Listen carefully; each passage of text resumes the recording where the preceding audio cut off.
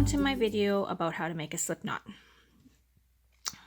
Making a slip knot is very easy to do. You just want to make sure that you're making it the right way so that when you pull on the ball end of the yarn, it will tighten the loop. Okay, so to do that, you have your loose end over here. It's easiest when you first learn to make this to lay this down so you can see what you're doing. You make a twist so that the loose end is on top.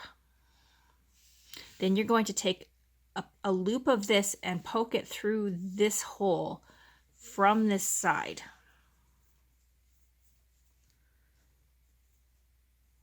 Like that.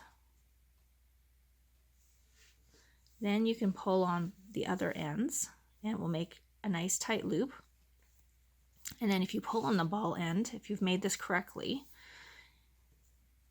if you pull on the ball end, oops, I grabbed the wrong end. It will tighten the loop. This is a common way to start mini cast-ons. Ta-da!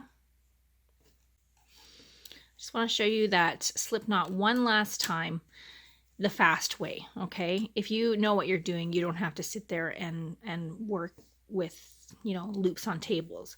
All you do is you grab your yarn like this, stick your finger through it, twist it, put your thumb and forefinger into it, and then you need to grab the ball end of the yarn and pull it through. Show you that one more time.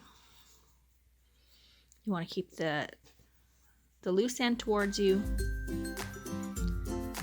twist it, put your thumb and forefinger into it from the top, twist it so it's a full 180 degrees, grab the ball end of the yarn, pull it through, and that's it. Thank you for watching my video about how to make a slip knot.